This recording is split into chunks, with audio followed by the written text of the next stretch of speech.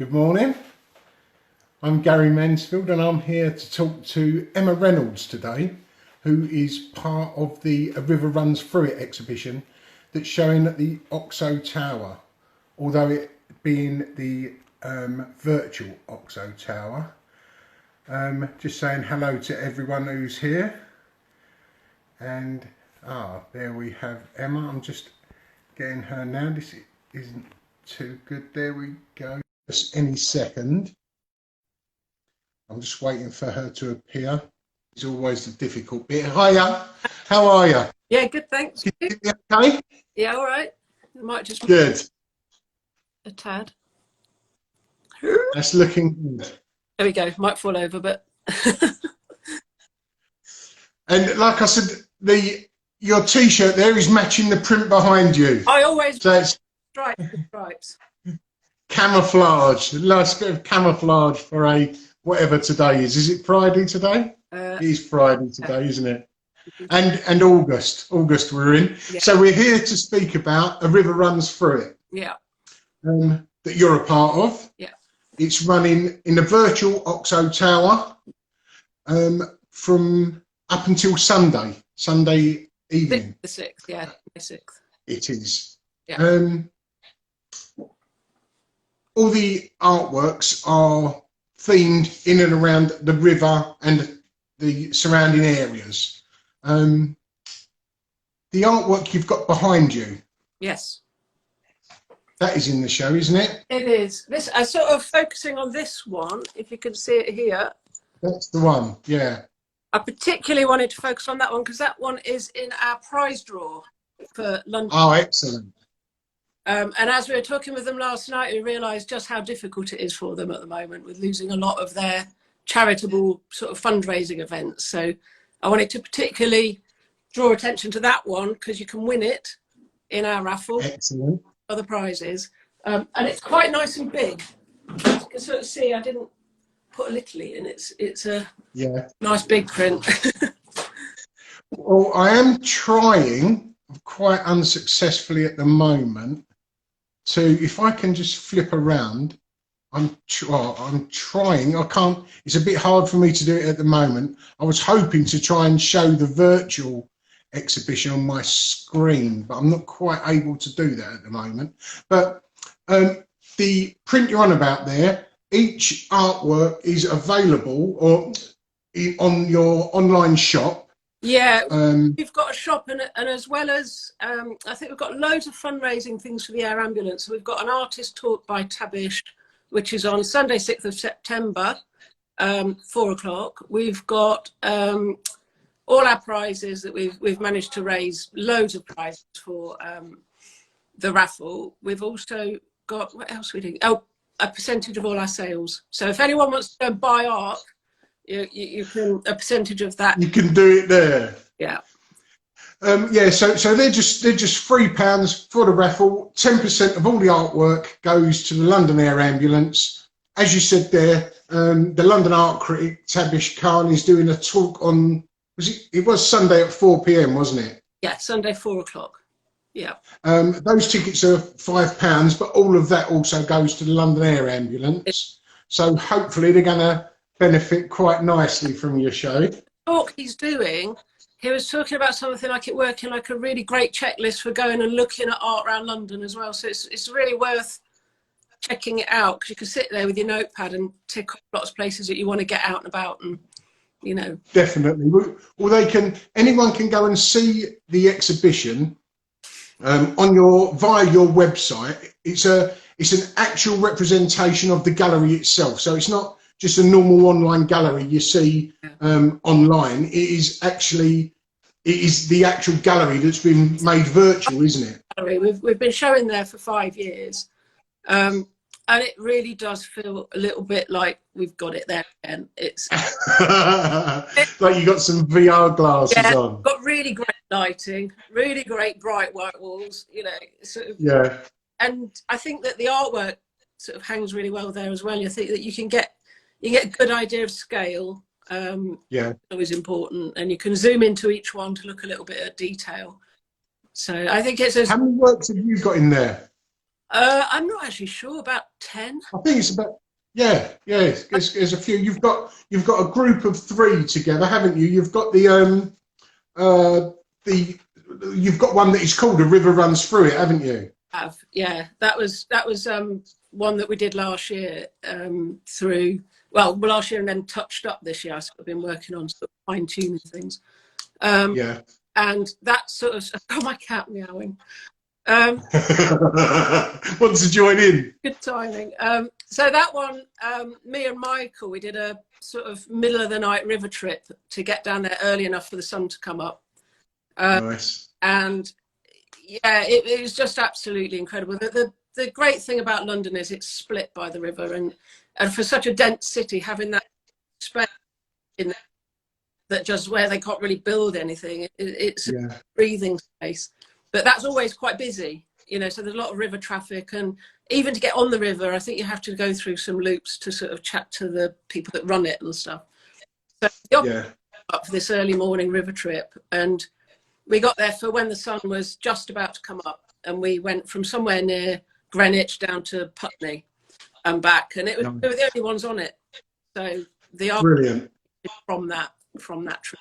Yeah.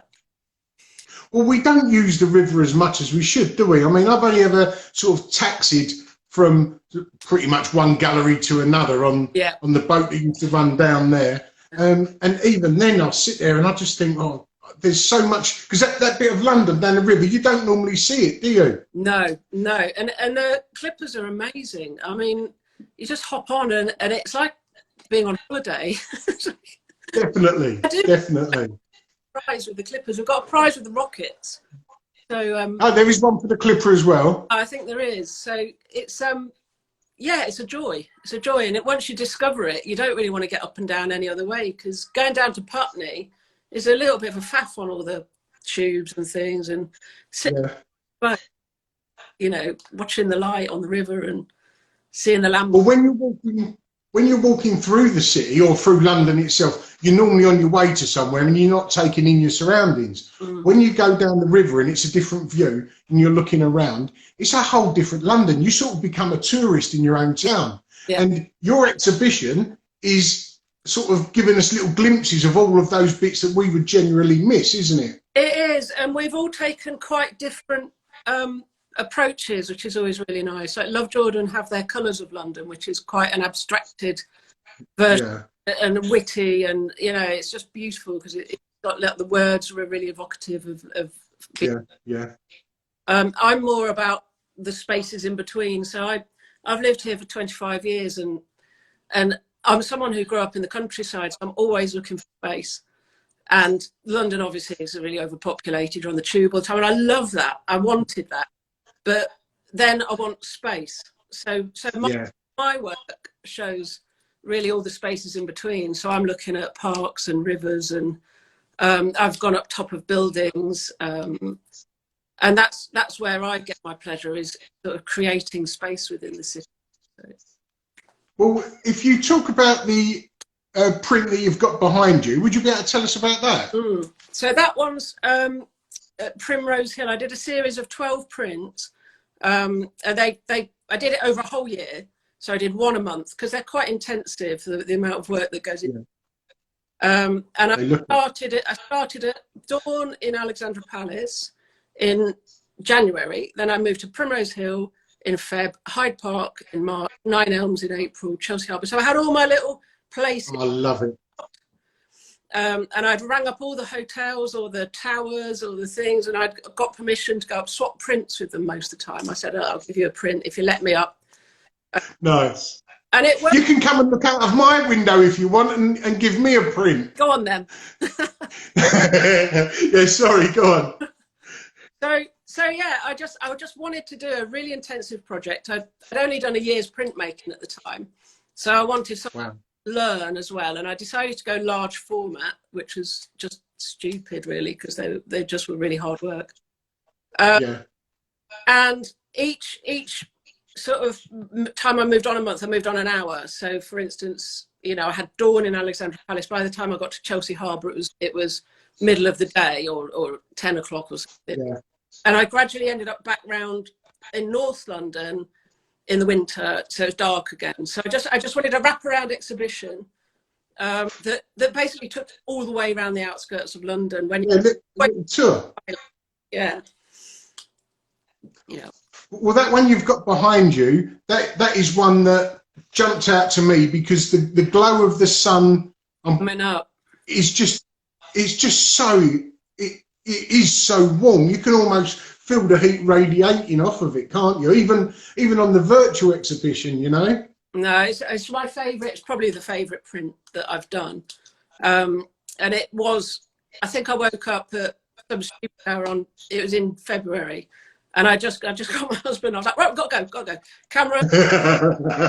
I knew Frosty, and the Frosty was what I was after. So I'd been looking out to see if it was cold enough.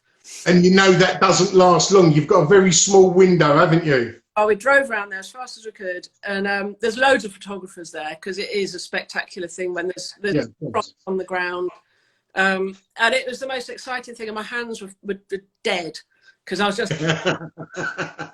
You barged all the other photographers out the way. Yeah, it's a bit of a scramble, and yeah, it was brilliant. It was, and then I came back into the studio, and I just work from about 20 photographs, and I draw it all out.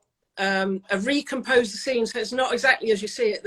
If I like a graphical element like the cross in the ground, I just shift it all over slightly so it's not exactly what you see in front of you, but it works as the feeling of the place. I wanted it to feel quite cinematic and a big expanse. And then the skies are just all hand painted, so I've got an edition with 25 different skies, but they're all very similar. And one excellent.